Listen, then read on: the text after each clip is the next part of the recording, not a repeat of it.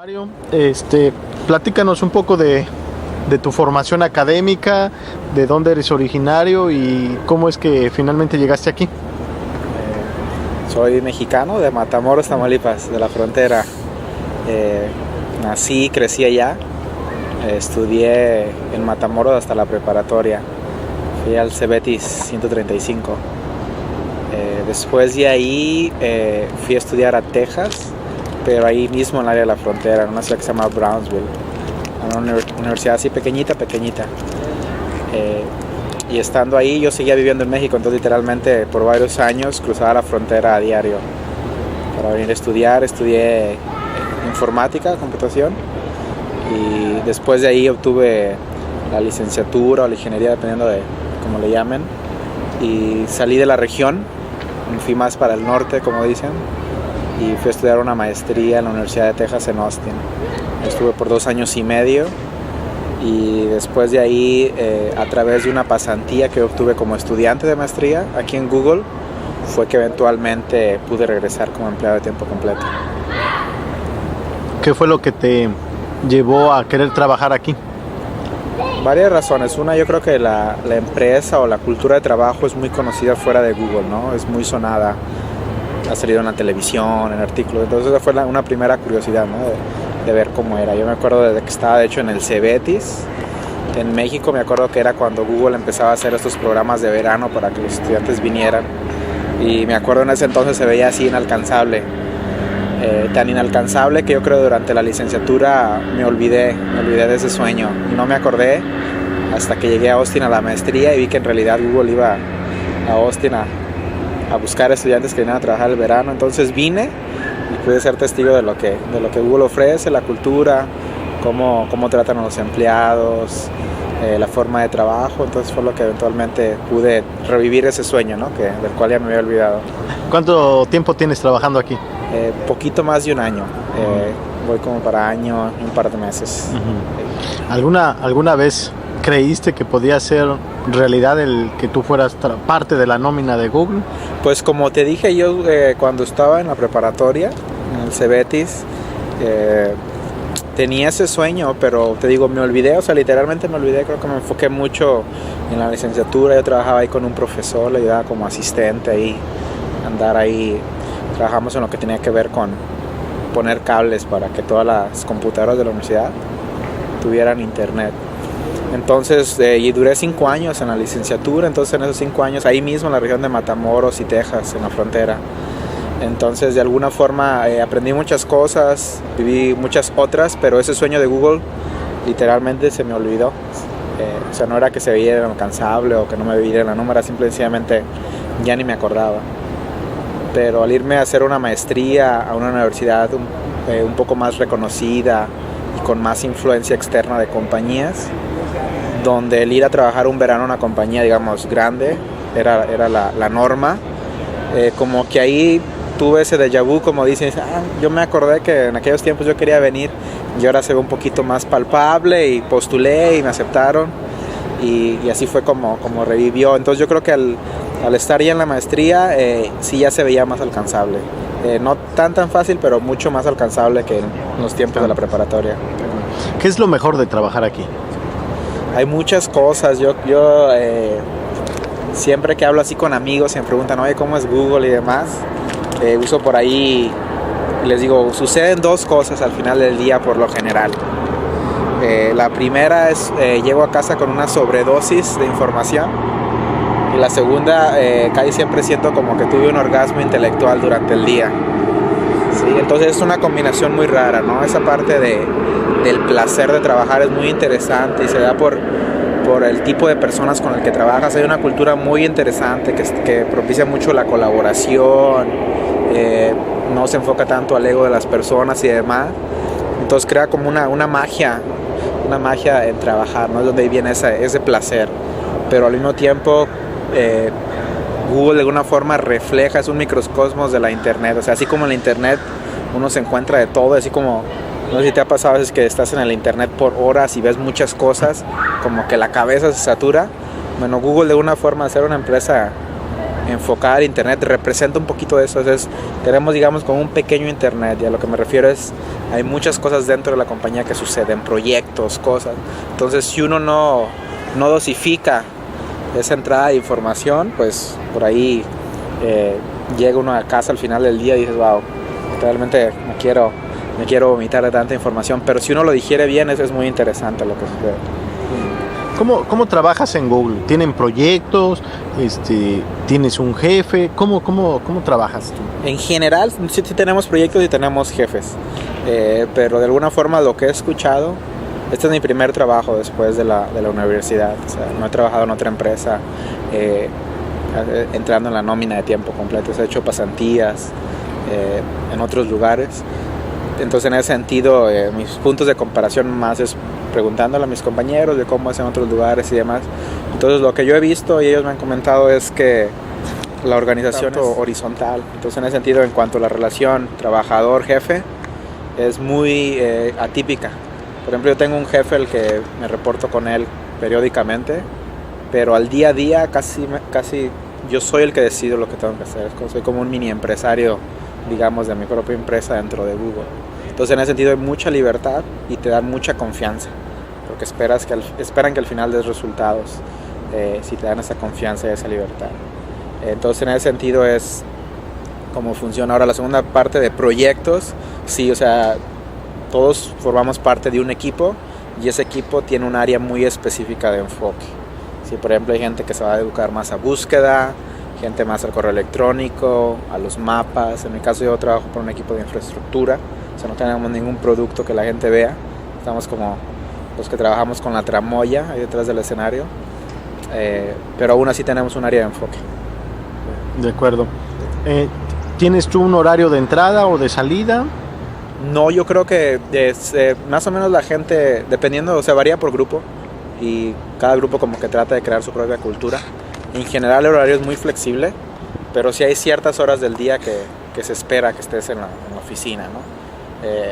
La gente va llegando como a las 9 de la mañana, yo como para las 10 y media de la mañana ya se espera que esté alguien por aquí.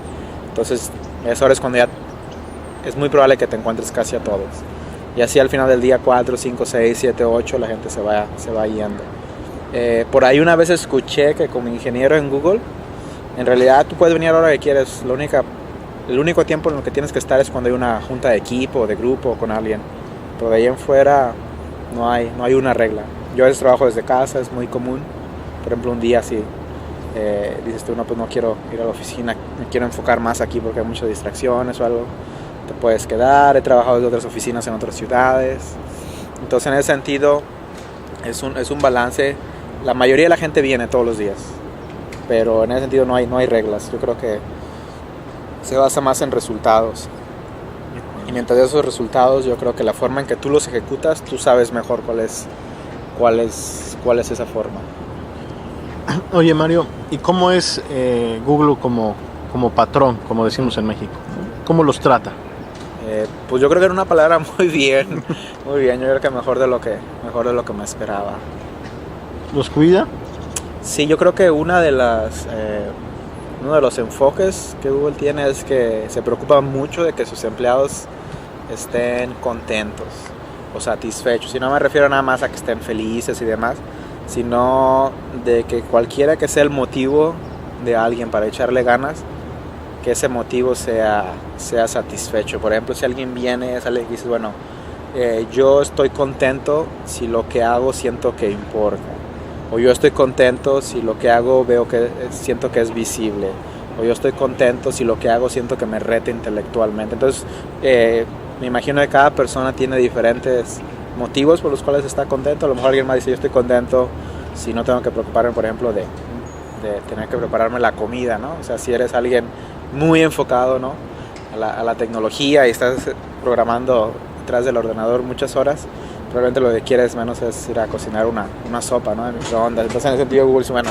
te pongo ahí un chef y tu salmón ahumado en la mañana para que te hagas un sándwich con quesito de vaca, ¿no?, y tu jugo de naranja natural recién exprimido, ¿no? Entonces, yo creo que han identificado una serie de áreas en las que dicen, queremos que los empleados estén. Pero yo creo que la razón principal, yo creo que a nivel de valores, en la escala de valores que tiene Google, se dieron cuenta que al final es una empresa de tecnología cuyo motor lo forman los ingenieros. Entonces, como en todas las empresas siempre hay el lado de ingeniería, el lado de negocios, Google siempre está muy consciente que ese motor, que son los ingenieros, estén en el nivel correcto, digamos, si llegase a ver un pedestal. Mario, platícanos un poco más específicamente qué es lo que haces en Google. ¿Cuál es tu tarea ahorita? Bueno, yo la posición que tengo soy ingeniero de software en el área de redes. Entonces una posición, digamos, ahí un tanto híbrida.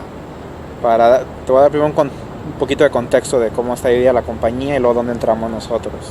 En general, la mayoría de las personas que trabajan en Google se enfocan más a cuestiones externas. Nosotros hacemos cuestiones internas de infraestructura, externas como te comentaba hace un rato, el correo electrónico, los mapas, la búsqueda, ¿no? Entonces hay gente que te hace desde los botones hasta cómo la información se organiza, se crean los índices y cuando haces una búsqueda. Entonces gran parte de la fuerza de ingenieros de Google se dedica a eso, pero eventualmente todo ese software, todos los programas necesitan computadoras físicas en donde se ejecuten, ¿no? Entonces Google tiene, como cualquier empresa de esta industria, tiene lugares, tiene clústeres de computadoras donde ejecuta estos programas, ¿no? Entonces el equipo para el que yo trabajo se encarga de alguna forma de no solo de diseñar, sino también de administrar día a día todas esas computadoras físicas, ¿no? Entonces en ese sentido lo que yo hago a diario no lo ves. Y dentro de todas esas áreas de las computadoras, como pueden ser los servidores, el almacenamiento, por ejemplo, cuando mandas un archivo adjunto en Gmail, por ejemplo, eventualmente se tiene que almacenar en alguna parte, pero también se tiene que transmitir. Entonces ahí es donde entramos nosotros como ingenieros de redes. Entonces dentro, digamos, de la serie de ingenieros de Google hay unos cuantos que se dedican a infraestructura en varios ramos, y entre esos que se dedican a infraestructura, el equipo para el que yo trabajo nos dedicamos solo a las redes. Entonces lo que me toca hacer al día a día es específicamente hacer cualquier cosa que soporte el funcionamiento de las redes de Google. Y hay varios, de hecho se subdivide en varios equipos, unos que se encargan más de la seguridad de las redes, que no venga alguien y ataque a Google, porque Google recibe ataques.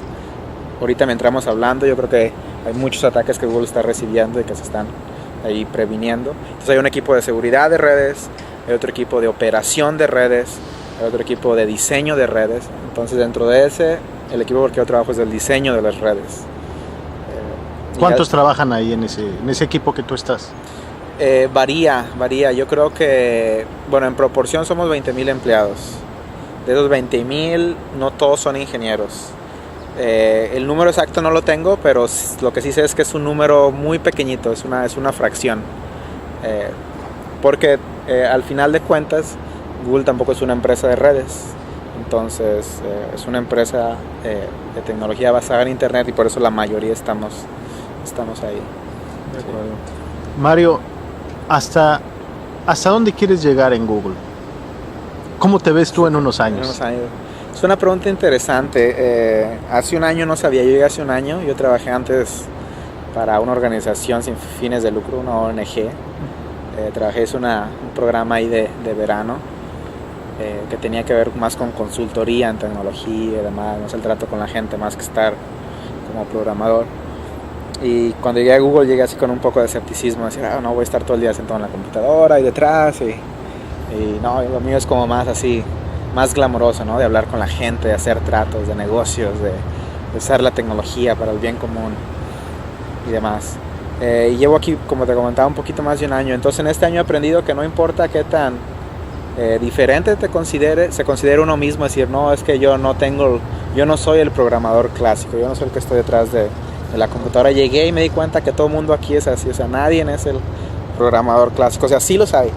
De hecho, hay un lenguaje de programación Python que se usa, o sea, el que diseñó el lenguaje Python es un empleado de Google, es un ingeniero, ¿no? Entonces, pero aún él me atrevería a decir que ahí son personas con intereses muy diversos. La respuesta de hasta dónde quiero llegar en Google, la verdad no lo sé.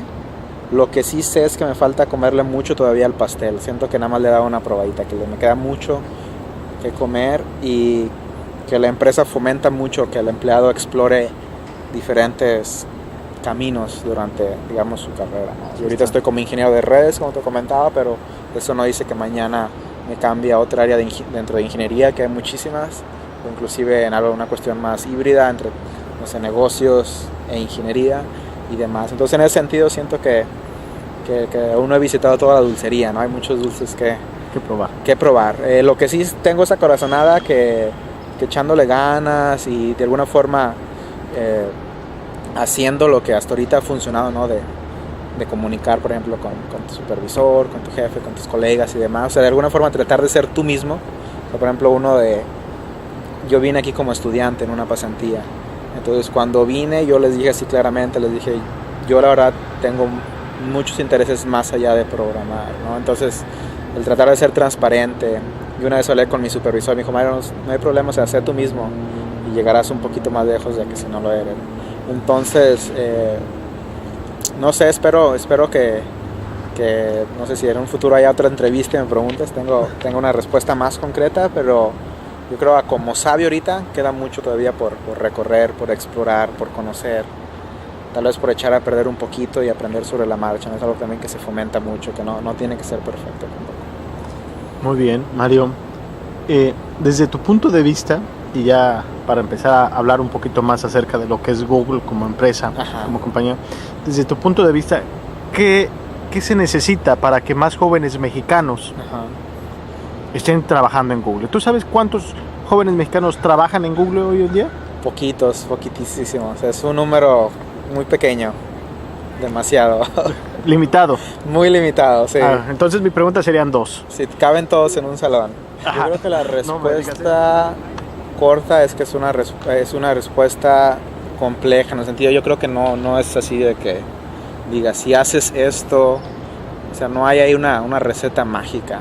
Lo que sí creo es que hay una serie de factores que eventualmente te pudiesen de alguna forma incrementar las posibilidades de que vengas, ¿sí? O sea, vamos a quitarle el título mexicano, peruano, chileno, latinoamericano.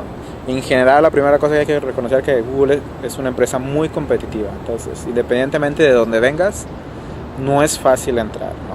Entonces, en ese sentido, hay cosas que cualquiera, de alguna forma, tiene que prepararse, ¿no? En esas cuestiones, ¿no? O sea, por ejemplo, yo creo que no es suficiente que nada más sepas tus cuestiones de ingeniería, ¿no? Por ejemplo, si te van a contratar como un ingeniero de software, se da por hecho que tú ya sabes programar, se da por hecho que sabes que dominas muy bien conceptos abstractos, ¿no? Si te hablan de un algoritmo, de que los entiendes muy bien. Y tiene que haber cosas extras, por ejemplo, no solo debes de entenderlo, pero debes saber explicarlo en términos muy sencillos, ¿no? Porque a veces va a haber unas ideas tan complejas y la idea es, bueno, ¿puede esta persona traducir esa complejidad en algo que alguien entienda, ¿no? Entonces yo creo que eso es una serie de cualidades, desde personalidad, entrenamiento, vivir, cultura y demás que se requieren. Y mi experiencia, yo creo que lo que a mí me ayudó fue que yo tuve un muy buen entrenamiento en mi universidad fuera del salón de clases, ¿sí? ¿Y a qué me refiero con eso? Yo estudié una licenciatura en informática o una ingeniería en sistemas, dependiendo cómo se traduzca. Es una bachelor's en computer science. Y aprendí, digamos, de alguna forma los fundamentos básicos, ¿no? Que son los algoritmos, programar, estructuras de datos, conceptos básicos de redes y demás. Pero de alguna forma, y eso que fui a una universidad dentro de Estados Unidos, si asumiéramos, sin llegar a estereotipos, y dijera, bueno, debe haber algo bueno por ahí. Entonces, a lo que me quiero enfatizar es que es una serie de cosas que se ocupan. Y fuera del salón de clases, yo trabajé 4 años con un profesor de ayudante, de achichincle, como lo quieras llamar, y hacíamos cosas que en ese sentido no parecían muy útiles. Por ejemplo, nos encargábamos de instalar las redes en la universidad. ¿Qué involucraba eso? Literalmente entrar al edificio, poner cables. Pusimos, me acuerdo, fibra óptica entre edificios y literalmente andábamos en las alcantarillas, en el sol, poniendo la fibra óptica. Nos subíamos a los techos, poníamos antenas para comunicar los diferentes edificios remotos por ondas inalámbricas, y muchas cosas que de alguna forma a veces uno menosprecia en México el lado técnico, digamos, porque era un trabajo de técnico. ¿Sí? O sea, a veces yo creo que especialmente uno cuando está en un ambiente universitario de ingeniería, como que uno pasa por desapercibido cosas que eventualmente te ayudan. Entonces, haciendo la historia un poco más concisa, creo que me extendí un poco, yo me pongo a pensar, cuando yo me vine a entrevistar a Google y me preguntaban cosas, tenía esos conocimientos, digamos, académicos, ¿no? que están dados por hecho, ¿no? Me decían, bueno, ¿y cuál es el costo amortizado de tal función o esto, ¿no? O este algoritmo, ¿cuál es la notación? Bueno, en inglés dice Big O, no sé cómo lo enseñan por allá. Y se los dicen, ¿no? Pero de alguna forma el tener esa experiencia fuera del salón me ayudó muchísimo, porque les puedo decir, sí, pero también lo puedes combinar con esto otro y demás, ¿no? Me acuerdo que una de las preguntas hablaba sobre un concepto de cómo hacer páginas web y cómo mandar la información a través de formularios, ¿no? Cuando le das clic en enviar, detrás del escenario hay diferentes métodos, ¿no? Yo me acuerdo que leí una respuesta, la pregunta fue ¿cuál es la diferencia entre los diferentes métodos? Yo me acuerdo que me imagino que sorprendí al que me entrevistó, porque le dije, hay diferencias desde lo técnico, seguridad, hasta lo político. Entonces, eso político fue eso extra, y eso político tocaba que yo recién me había documentado mucho sobre cuestiones de regulación en telecomunicaciones que de alguna forma afectaban la industria de la información. Entonces yo creo que en general a lo que me refiero que se requiere para entrar es, se da por hecho que lo básico lo dominas, pero no quedarse ahí, tiene que haber algo más, esa chispa, eso extra, que te diga, este chico, esta chica va a venir y con ese extra, con esa chispa, ya sea de experiencia práctica, de cualquier otra cosa, va a hacer que cuando venga aquí empiece a generar ideas y nutra este ambiente o este dinamismo que ya existe, ¿no? Entonces no sé si me he explicado, fue un tanto ambiguo. No, está bien, entonces no hay que conformarse con las cuestiones de técnicas de la escuela, lo que nos enseñan, hay que dar algo más en esta empresa más competitiva que hay, ¿no? Claro, y en cuestiones, y por mencionar ejemplos, hay muchas cosas que uno se puede involucrar. Pueden ser, por ejemplo, proyectos de software libre, por ejemplo, que uno hace por su cuenta, llegar a casa. O sea, todas estas cosas extras que son técnicas te ayudan muchísimo. No toqué el tema, digamos, de actitud, digamos, de creérsela a uno mismo, que sí se puede y demás. Pero yo creo que también eso influye mucho. Yo cuando fui a la universidad, para la licenciatura, fue una universidad no muy competitiva, en realidad yo admito que fue así súper fácil. De hecho yo creo que por eso me da tiempo en las tardes de andar de ayudante de este profesor, ¿no? Y haciendo esto. Pero yo me acuerdo de cuando fui a la maestría, fue un shock tremendo. O sea, yo estaba compitiendo con gentes que es como cuando uno sueña y ve que uno lo van persiguiendo y por más que corras no puedes. Así me sentía, y me acuerdo que hablé con un amigo y dije, ¿qué está pasando? Y dice, es que entiendes, estos chicos vienen de todo el mundo, ellos en sus licenciaturas o en sus ingenierías dejaron su alma, digamos, ahí, o sea, luchando, y a pesar de que tú trabajaste con un profesor, hiciste esto en términos absolutos, de alguna forma no fue tanto la presión. Entonces me dijo, ten paciencia, o sea, si eres bueno y le echas ganas y eres persistente y eso no te agüita, échale ganas. Entonces yo me acuerdo el primer semestre que llegué a la maestría fue horrible, o sea, fue una frustración total. Yo, o sea, tenía ganas de regresarme, y ahora me pongo a pensar en retrospectiva al final de la maestría. Fue muy bonito porque ni siquiera al final digo, le gané en la carrera a los demás. Inclusive yo hasta casi cambié de carrera, o sea, mis intereses cambiaron. O sea, a lo que me refiero, fue muy bonito ver en retrospectiva que no fue que les haya ganado al final, sino que simplemente los alcancé, pero me di cuenta que había otras cosas que yo también quería explorar, las exploré, las hice. Entonces como que el llegar y corroborar que uno los pudo alcanzar, y ahí me dio esa libertad de hacer otras cosas, otros proyectos, como cuando decía al inicio que trabajé en una ONG y cuestiones de esas que usualmente son un poco más raras, ¿no? Encontrar si vas por una carrera, digamos, más lineal de sistema, ¿no? De acuerdo. Mario, hablando un poco ya de la compañía, ¿por qué Google es exitosa? ¿Por qué? ¿Por qué es la gran empresa que lo es hoy en día? ¿A qué crees que se deba? Yo creo que lo que hablaba un poquito al inicio, hay cosas muy básicas que los fundadores de la empresa pusieron, digamos, en su decálogo de valores, ¿no? Al momento de fundarla. Uno de ellos, como te dije al inicio, fue tal vez cuidar a sus empleados, hacer, como te platicaba hace un rato, que estuvieran felices, cualquiera que fuera su forma que ellos llegaran a ser felices, sea satisfacer su sed intelectual, hacer un lugar que no fuera, por ejemplo, tan burocrático, darte esa libertad de ponerte tu propio horario siempre y cuando cumplas, proveerte necesidades básicas como ponerte un chef que te cocine el desayuno, comida y cena. Entonces hay ciertos pilares, ¿no? Que hacen que la empresa haya de alguna forma llegado hacia donde está ahorita, ¿no? O sea, por ejemplo, algo que Google se preocupa mucho es mantener su cultura. Porque esa cultura, al final de cuentas, la razón por la que uno se va a querer levantar en la mañana es acordarse de decir, bueno, ¿con quién voy a ir a trabajar, ¿no? Entonces, si hay alguien que a lo mejor no está en la misma frecuencia que tú, es más difícil, pero si hay alguien con que trabajas tan bien, que tú dices, lo hago hasta gratis, y luego encima de esos te pagan y te dan todo eso, entonces se combina una serie de compromiso con la empresa muy interesante, y un compromiso voluntario, ¿no? Entonces, al final de cuentas, la fórmula mágica es cómo puedes tener un empleado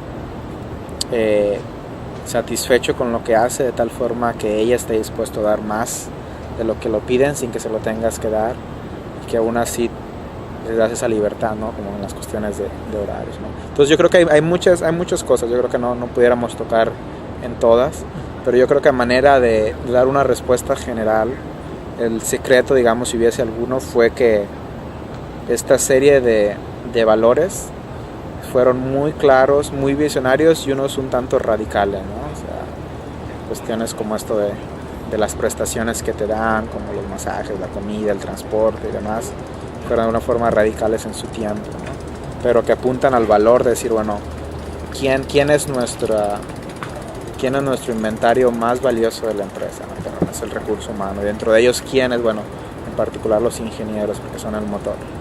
Entonces son cuestiones, digamos, de alguna forma sencillas y básicas, pero muy fundamentales, que aún se mantienen. Por ejemplo, hay una cláusula, si lo quisieras llamar, o una parte de la cultura, de lo que se le conoce como el 20%. Este 20% es una forma de estructurar la innovación, o sea, de proveer todas las condiciones para que la innovación se dé. Eso quiere decir el 20%, que cualquier ingeniero en Google, ese ingeniero se puede tomar 20% de tu tiempo para trabajar en lo que él o ella consideren que para él o ella son importantes, sin ser cuestionados, siempre y cuando cumplan con la misión de la empresa, que es organizar la información y hacerla universalmente accesible, ¿no? Entonces, en ese sentido, si uno visualiza cualquier ingeniero de Google, dices, bueno, ¿cómo va a innovar esa persona? Bueno, una herramienta que le está dando la facilidad de que se tome el tiempo para hacer lo que ella considere importante, ¿sí? Si hay un nuevo producto, ella considere que lo empiece a echar a andar y que nadie la cuestione, le diga ni que le den ese espacio. Tal vez que ella se junte con otras más o con otros más y que en conjunto trabajen en un proyecto todos en común. Entonces, es conocido que muchos de los proyectos de Google surgieron así. O sea, el correo electrónico, el Gmail, fue alguien que en su 20% lo empezó a echar a andar. De las redes sociales, Orkut, también fue alguien. De hecho, el fundador se llama Orkut. Trabaja aquí, no me acuerdo su apellido, pero es Orkut, bla, bla, bla, ¿no? Entonces, en ese sentido, este es un ejemplo, ¿no? Que tal vez quise ahí deshebrar un poquito y explicar, así es como se fomenta la innovación. Pero en general yo creo que la cultura es muy propicia para que uno innove, y va desde el tipo de personas con las que trabajas, la actitud, por ejemplo. Si alguien fracasa es algo bueno, ¿sí? O sea, porque es algo que vamos a aprender, vamos a mejorar y vamos a echar a andar algo más, ¿no? Y la idea es que entre fracaso y fracaso va a salir un éxito, ¿no? Entonces, pero eso yo creo que también es una cultura no solo de Google, sino de esta área del Silicon Valley, ¿no? De cómo funciona. Entonces no diría que sería exclusivamente de Google. Yo creo que son cuestiones, digamos, culturales de la región, de esta región altamente tecnológica, y cuestiones particulares de Google, como el 20%. Google está preparando nuevos productos. Todo el tiempo.